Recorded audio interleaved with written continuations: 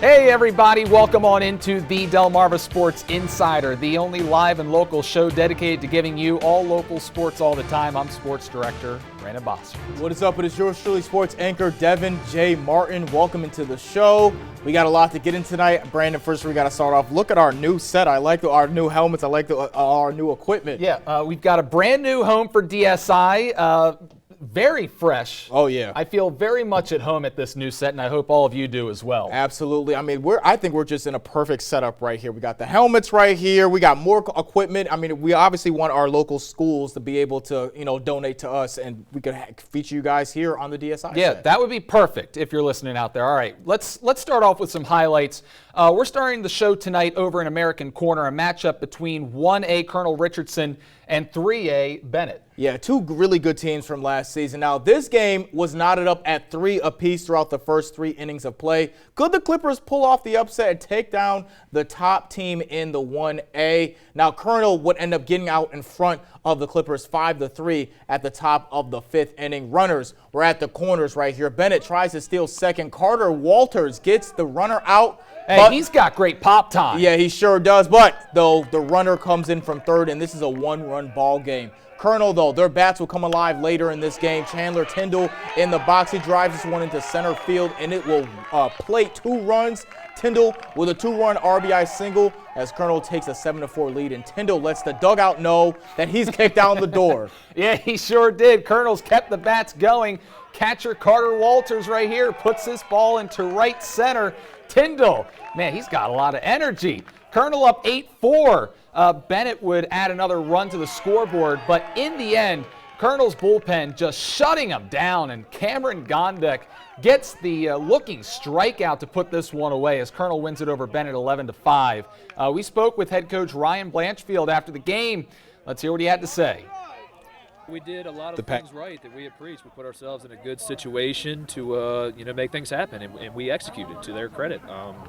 Very proud of them. That's what we preach in practice, and to see the execution come through, they're starting to believe in what we're putting down, so it's really cool.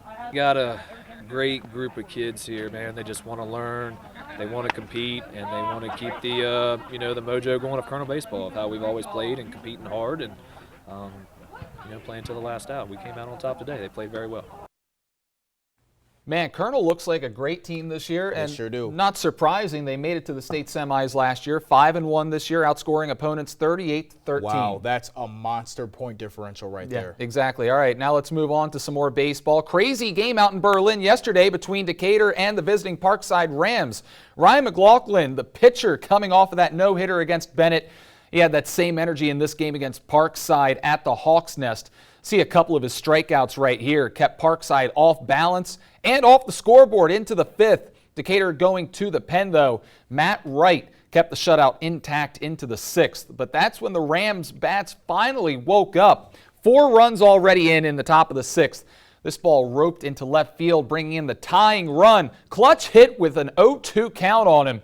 The Rams loading the bases, looking for more damage here, and check out this nice piece of hitting. This ball's on the outside corner. He takes it the other way. That's great hitting. They grab a 7-5 lead, 2 RBIs on that base hit. What a comeback. Parkside Rams take this one over Decatur, final score of 8-6. And not only is that great hitting, but that's really clutch hitting right there. As you see, the score was tied top of the 6th inning. The game was in the balance, and he took the game over right there with that hit. Now, we're going to go down to the 1A, Snow Hill taking on Mardella. These are 2 of the better squads in the Bayside South, probably 2 of the top contenders in the 1A. Mardella already faced Colonel Richardson earlier in the year. Now they get to face off against Snow Hill. Now you're going to see a grounder by Danner Swift to bring in Raiden Leonard. The Eagles go up 2-0. An aggressive base running lead to yet another run. Cole Swift now taking off for third. Throw goes into the outfield. Swift races, coming home. Look at the Jets right there. Snow Hill goes up 3-0. Yeah, and he created that run with his legs. Aggressive base running, do it, because you never know when that ball's going to go into the outfield. And that was a real true hustle play right there, Brandon, from Swift, creating that out of nothing with his legs. Now, Mardella not throwing in the towel just yet. It's only 3-2 in the 4th. Tyler Miller, soft grounder to short. The throw goes over first, and it gets by. The error brings in the tying run, and we're tied up at 3. Now we have a game. The Warriors smelling blood, and they keep their foot on the gas. Brady Conwell stepping in now. The go-ahead run on third base, a soft line drive to center. It drops in. in. The go-ahead run waltzes home. Mardella out in front 4-3. They blow them out 11-5. Yeah, and this was Snow Hill's first loss of the season. Eagles are 4-1. They're outscoring opponents 56-22. Mardella 4-2, a +48 run differential. So this is a fun game. Yeah. And I think Colonel, they're the top 1A team as of right now, but these two not far behind. Yeah, that was a really impressive showing by the Mardella Warriors as well. It sure was. They got dismantled by Colonel a couple weeks ago, but now be able to beat Snow Hill the way that they did was a very impressive win. All right, out to the Henlopen now. Sussex Central, they're one of the top contenders in baseball once again, and this game is from Tuesday between the Knights and Milford. Base hit from Osiah Kelly, 2 RBI base hit. Those are 2 of his 4 runs batted in from the day. Kelly, Troy Morris, Braden Tidwell, and Talon Savage, all with 3 hits apiece. This extra base hit coming off of Morris's bat. Knights take it over Milford 18-2, with 8 of those runs coming in the 7th inning. So Central is now 4-0 to start the year, and they've only allowed 9 runs. They're definitely a top team in the state. Now, Brandon, we got to talk about the defending champs, Cape Henlopen, taking on Delmar. The Vikings jumped out to a 2-0 lead, but here come the Cats. Tucker Pearson, grounder to third. Vikings look to turn 2. Nice attempt, but not in time. Run comes in, lead is cut to 1. Now 2 Wildcats need some goose eggs right here. Nick Cox standing with the RBI chance. Hot shot up the middle. That ball has eyes. Cox RBI single. That Cape lineup is going to be a problem this season. Delmar goes to their ace up the sleeve. Andrew Calloway on the mound, but nothing worked. Cape scored 2 in the second, 3 in the third, 1 in the fourth, 3 in the fifth, and 1 in the sixth. Yeah, they did not slow down whatsoever yesterday. Yeah, they scored 10 runs on 10 hits. Nick Cox pitches a complete game, only giving up 1 run on 2 hits. Vikings win it 10-1 over the Wildcats. Yeah, and you know what? Tuesday's game should be a lot of fun between Cape Henlopen and Sussex Tech, because Cape, they're 3-0, allowing just 3 runs so far. Tech 4-0, and they've won every game by 5 or more so far. So those might be 2 of the top teams aside from Central.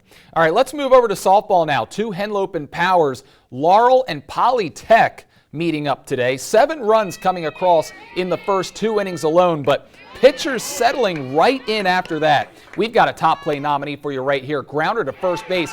Rachel Carey flashing the leather, and she beats the runner, tagging the bag just in time. She had to give up on that play, and it rewarded her. No, that was a great hustle play. On the other end, Kylie Hill settling right in for Laurel. Swinging strikeout on the off speed. How about another? Blows her away upstairs. Hill shutting the Panthers down in the final 5 innings, but the Bulldogs still trail by 3.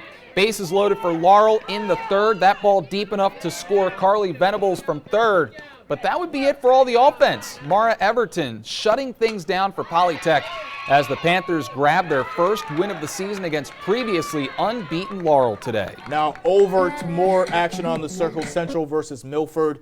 Takaya Davis in the box, and she drives into right field. 1 run crosses the plate right there. Golden Knights go up 2-0. But the thing is, Davis hit that ball so hard, she dented her bat. You hear about the cover coming off the ball, but you don't hear about that too often. Yeah, that's a lot of strength right there. Now the Bucks would try to get something going, but Madge Layfield just wouldn't let them. She catches the batter sleeping. The looking strikeout for Layfield. Central has 1 runner on later, 2 outs, and they drive this one deep into center field. Milford loses sight of the ball, and it gets down. John Wells waves the runner home. The Bucks are looking to stop that, and she's going to get tagged out at the plate. Amazing play by Milford to save a run from coming in. The story after the afternoon, though, was Madge Layfield. Madge was just as dominant this season as she was last season. She and McKenna Boyle combined for a no-hitter. Yeah, the Knights have been to the championship 2 straight years, and as long as they have Madge in the circle, they are a title contender. But we'll have to be watching that offense closely because they're only averaging 4 runs per game so far. If they're going to go deep into the playoffs again, they're going to need more offense. All right, there's a lot of fantastic teams in the Henlopen and Bayside this year on the diamond as well. Yeah, but what about the lacrosse field, Brandon? Now to some more highlights. Let's send it over to Cole Howard standing by at the monitor. Thanks, guys. Let's start with a matchup of unbeatens tonight in Georgetown. Sussex Academy, they were hosting Caesar Rodney. Shelby Manlove, just a sophomore already, one of the top scorers in the state. Wicked sidearm shot right here as the Riders coming in with a 5-0 record. Now, Elsie Hansley on the quick stick in the front of the crease, but the Seahawks proved to be on another level today. Manlove on the free position, the shot, and another score. And Sussex Academy was leading by 10 goals midway through the contest. Now, Academy girls lacrosse, they are for real. They really are, but they can compete for any title this year, and we're going to have to talk about that later on in the show. Now, over to the boys' side. Delmar Wildcats versus the Parkside Rams in a Bayside Henlopen battle. And the Rams would look to strike early as Luke Massarello, he's going to find this one here and put it in the back of the net. Rams up 1-0. Scott Taman, he's on the move. He's moving around the defense, and he fires an absolute rocket into the goal. Parkside gets another goal. Rams up 2-0. Now, Delmar would get on the board. Great ball movement right here from the Wildcats, and they finish with a nice shot to bring it within 1 goal. But Parkside, they set the tempo from the beginning, and the Wildcats would not stand a chance. The Rams showing off great ball movement here. You can't even keep up with it. Scott Taman finishes with a really nice shot on the goal. Parkside held Delmar to just 1 goal in the first half. Delmar tried their best to stay alive in this one, but Parkside would be the ones to walk away with this one as they take it in a final score of a whopping 14-2. Now over to Salisbury. The Salisbury School Dragons hosting the Bennett Clippers. And this was a close matchup early on as the Clippers take the lead on this shot by Hunter Wright. Wright finished with 2 goals and 3 helps. Now how about the day Miles Jarman had? You're watching 2 of his 5 goals on the day. He was lethal moving to his right. Now how about this save by Hailey Kiger? He could dive for the net in the Dragons, but there was no slowing down the Bennett Clippers. Now, quick pass from X to a cutting Jarman. He's going to deposit another one. Now, the Clippers take a 9-1 lead going into halftime, and they would never look back. It's Austin Ingersoll. He also had a hat trick for the Clippers as they go on to win this one 14-1. They're 2-0 on the season. Great start for the Clippers. A lot of great games from this week. Now it's time to send it back over to the desk.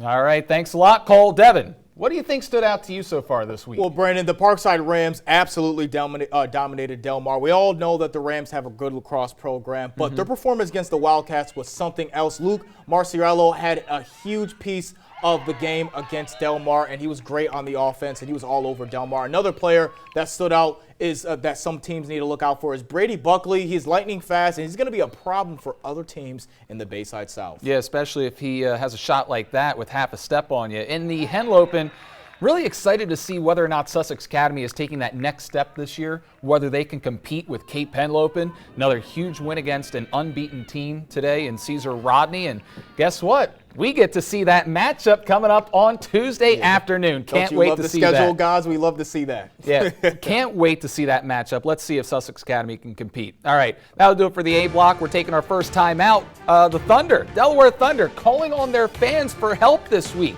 Could they be in danger of losing their home arena?